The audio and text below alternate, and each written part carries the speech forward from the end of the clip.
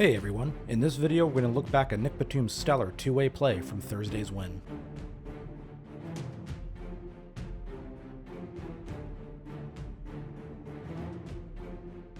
Nick Batum made 6 threes on Thursday, and this is the first play of that. This is a double drag set, which is 2 screens set by Batum and Ibaka for the ball handler to come down on. Then Ibaka's going to set a screen against Leonard to free up Nick Batum for a possible 3-point attempt. But Batum doesn't like the look and he drives, and he's going to kick it back to Ibaka. And the Clippers then flow into their Chicago action, a simple little pin down into a handoff between Ibaka and Leonard. As Leonard comes down, we're going to see Bam Adebayo dig down over as the help man at the elbow, which allows Leonard to hit Batum on the wing. Batum gets a nice look at the basket, and he ends up making the first of his 6 threes on the night. Batum's ability to always be moving and always know where to go on the floor in order to give himself a good look and to give the team a chance, even in late shot clock situations, has been very instrumental and helpful for the Los Angeles Clippers thus far in the season. This play really starts to begin around 10 on the shot clock as Ibaka comes up to set a little screen for Jackson. As Jackson goes downhill, the help defender comes off the corner, which is Terrence Mann, and Jackson's going to kick it. Now, Mann is not a shooter, and Miami kind of knows this, but Mann does a smart thing. He drives, and Nick Batum is going to slot up the wing to give Terrence Mann a passing lane. It's late on the shot clock. Batum has a 33% shot probability. It's basically the best shot you're going to get, and he knocks it in. Once again, we're going to see a little bit of a late shot clock situation here. It begins with Leonard receiving a screen from Ibaka, and Ibaka's going to roll. As Leonard drives, he puts the defender in jail and then tight ropes this baseline very well to not step out of bounds. He's going to get kind of caught in no man's land, but finds Batum before getting the ball back. He's then going to smartly spin baseline, losing the defender. By doing this, it forces other help defenders to come over in the form of Duncan Robinson. He kicks to the opposite corner. Mann attacks the closeout smartly and makes a brilliant find of Nick Batum on the wing. Nick Batum, 38% shot probability on this wing three, 6 on the shot clock, and yet again, Nick Batum makes the three-pointer. There is going to be a defensive portion of this video, but this is also belonging in the offensive section. Batum reads this pass and gets a hand on it, and this ignites the Clippers' offense. They're looking for a spark. They're looking for their first lead of the game at this point, I believe. And what ends up happening is because of the Clippers' ability to run their screen and roll action, especially with their bigs being so good as short roll passers this season, they're able to generate good quality looks from the corner three-point area. Here, Ibaka runs up to set a screen for Jackson, but with the defenders too far apart, Serge smartly slips the screen and presents himself as an open option.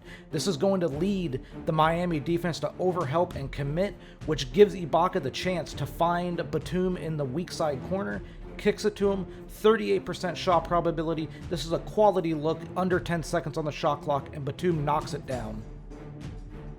Pushing the ball up in transition, or at least just a secondary break, playing with pace can lead to quality shots, especially on corner threes if you know exactly what you're looking for out of a defensive action and set that they present you. Reggie Jackson proceeds into a screen and roll with Serge Ibaka. As Ibaka rolls, you're going to watch the weak side corner defender, the low man, which is Tyler Hero highlighted. He's going to try to dig down, and Reggie Jackson anticipates this, hits Batum, who gets another quality look from corner 3, makes this one as well. This is the 6th and final three-pointer of the night for Nicolas Batum, and this play starts with Jackson Batum trying to work a little screen and roll, screen and pop game. However, Miami's going to be able to stay up on this enough as Jackson makes a little behind-the-back pass. Leonard gets back out in time to deter this, and they have to kind of reset the offense. Batum's been so good at three-pointers and pick-and-pop situations, and with the Clippers' big men being such predominantly good short-roll passers, it opens up so many things. As they flow into the screen and roll, Bam Adebayo comes up, and Ibaka is able to get behind him. Ibaka gets the ball, immediately spots Batum on the wing, kicks it right to him. Batum could have gone to Leonard in the corner for an even more open three, but Batum's on fire. And when you're on fire, you got to take them, and you got to make them.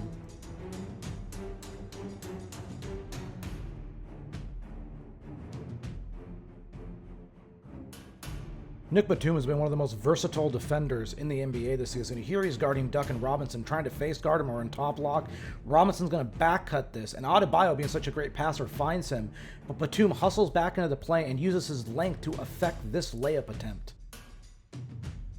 Being a good, versatile defender doesn't just mean, you know, making a stop one-on-one or things of that nature. It also means knowing the scheme and knowing when to switch, knowing when to play and things like that. Here, Batum's once again in top lock against Duncan Robinson, and Robinson's going to slot cut. However, the Clippers switch this action, and Batum's now on Olynyk. As the ball gets passed into the weak side corner and the drive happens on the closeout, Batum digs down to prevent the easy drive attempt, which forces a pass out, and Amir Coffey makes a great play here to get into the passing lane, to get the steal and the layup, but Batum's know-it-all defensive style made this happen. Good defense also comes in the form of ball denying, or at least preventing easier shot opportunities for players when you're their main assignment. Here, Duncan Robinson looks like he's coming up to set a screen, but he hard plants and cuts to the rim. Batum does a great job of just stopping him and denying this opportunity. He then comes over the top of the screen and trails beautifully on this play to not allow Robinson to get back downhill or free up for a mid-range jumper. Kennard comes out on the closeout on Kelly Olynyk. He does leave his feet, but this is a tougher shot for Olynyk, having to reset and sidestep into a three. Batum made this happen by competing. Another way to be good defensively is just be smart and stop the ball in transition, which is what Batum does here. Kendrick Nunn's dribbling up. Batum is the main ball handler assignment. He's right up on Nunn. Doesn't fall for any of these little, shot fakes or anything like that. As Nunn goes up, Batum gets a really solid contest with his length and forces Nunn into a miss that the Clippers desperately needed. Batum's ability to be smart and get over the top of screens is a very big thing for the Clippers. Here, he shoots the gap and doesn't allow Kendrick Nunn to get an easier shot from three, makes up the ground to get back with him, and as Bam Adebayo comes over to set this screen, Batum's going to get over the top of it as we see, and because he gets over the top of it so well, he's going to deny Kendrick Nunn any possibility to get downhill to the rim, gets back in front, walls him off from getting to the rim, and then beautifully contests this shot to give Nunn no breathing space, and he makes life hell on the talented guard. Batum's just doing otherworldly things. Batum's main assignment in this game defensively was Duncan Robinson, the talented shooter, and stopping him is a big part of Miami's offense and defensive schemes for the Clippers. Here, Batum is once again in top lock position, but Robinson's going to read this and once again slot cut, and Adebayo hits him.